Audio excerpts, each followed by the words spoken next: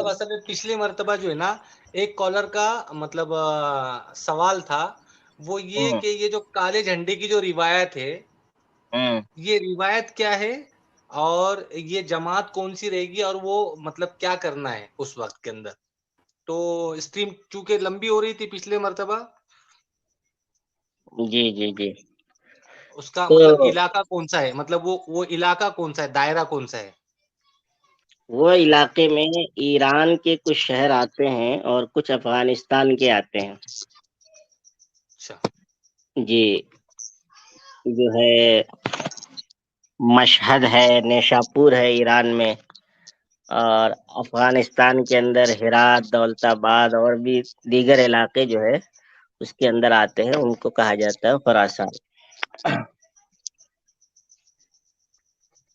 تو فرمایا ہے کہ حدیث میں کہ جب تم دیکھو گے یہ سیاہ جھنڈے والے نکلیں گے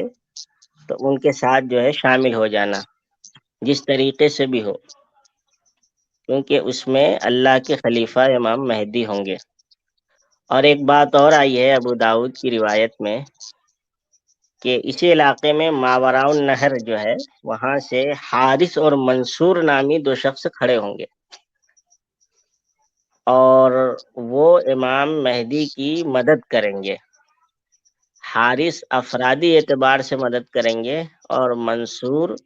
جو ہے وہ مالی اعتبار سے ان کا تعاون کریں گے, ان کی مدد کریں گے. اور ایک جگہ روایت میں یہ آیا ہے کہ یہ جیسے ترمذی کے اندر ہے کہ یہ جب سیاہ جھنڈے والے نکلیں گے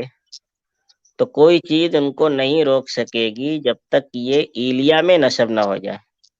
ایلیا یعنی فلسطین میں, ان کو کوئی طاقت دنیا کی نہیں روک سکے گی.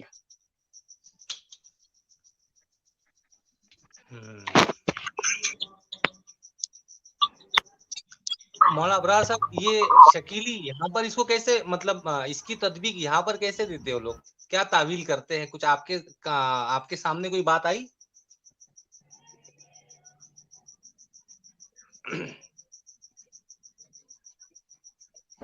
جی اصل میں اس بارے میں تھوڑا سا یہ سمجھ لیں کہ یہ شکیلی تو جو ہے نہیں پیش کرتے, البتہ اس بارے میں جو ہے یہ بات سمجھیے کہ ترمذی شریف کی روایت ہے, اس میں جو بات بنیادی طور پر بتائی گئی ہے کہ حضرت ابو ہریرہ رضی اللہ عنہ کی روایت ہے, نبی ہریرہ رضی اللہ عنہ قال رسول اللہ صلی اللہ علیہ وسلم تخرج من خراسان رايات الصوت لا يردها شيء حتى تنسب ایلیا. اب یہ جو روایت ہے اسی طریقے سے ایک اور روایت ہم کو ملتی ہے جس میں ان کے آنے کے ذکر کے بارے میں بھی, کہ جس میں 3 شہزادوں کا ذکر کیا گیا ہے جو کہ شکیلی اس کو استعمال کرتے ہیں, اس میں بھی خراسان کا ذکر ہے, کہ جس میں کہا گیا کہ جو ہے یہ جھنڈے نکلیں گے اور یہ جو ہے جیسا مفتی صاحب نے فرمایا کہ وہ جو ہے بیت المقدس تک پہنچ کر اس کے جو ہے جھنڈوں کو گاڑیں گے. تو اچھا اس میں تھوڑا سا سمجھنے کی ضرورت ہے کہ بہت سے لوگ اس کی تطبیق کرنے کے لیے جو ہے شروع ہو جاتے ہیں. سمجھنا یہ چاہیے کہ پیشن گوئیوں کا جو فہم ہے نا, کہ بہت سی پیشن گوئی کہتے ہیں اس کو ہے کہ جو آئندہ پیش آنے والے واقعات کو پہلے سے بیان کر دیا جائے. ایک تو عام انسان ہے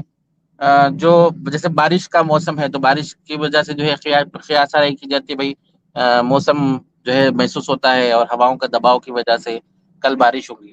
یہ ایک جو ہے یہ بھی ایک جو ہے پیشن گوئی ہے, لیکن یہ غیر نبی کی ہے, ہو سکتا ہے نہیں ہو سکتا ہے, لیکن جو پیشن گوئی نبی کرے تو نبی وہ اللہ تعالیٰ کی طرف سے علم پا کر وہ آگے بتلاتے ہیں, تو ان کی بات حتمی اور یقینی ہوتی ہے. تو اللہ کے نبی صلی اللہ علیہ وسلم نے جو پیشن گوئیاں فرمائی ہیں ان میں 2 طرح کی. ایک پیشن گوئی وہ ہے جس میں اللہ کے نبی صلی اللہ علیہ وسلم نے بالکل ایک واقعے کے بعد دوسرے واقعے کا پیش آنا اور دوسرے کے بعد تیسرے کا پیش آنا, اس کی ترتیب بتائی. جیسے آپ حدیثوں میں ہم پڑھتے ہیں کہ حضرت مہدی کے آنے کے بعد دجال کا خروج ہوگا, اور دجال کے خروج کے بعد حضرت عیسیٰ علیہ السلام کا نزول ہوگا, پھر اس کے بعد یاجوج ماجوج کا خروج ہوگا. یہ ایک ترتیب ہے جو احادیث میں ہم کو ملتی ہے.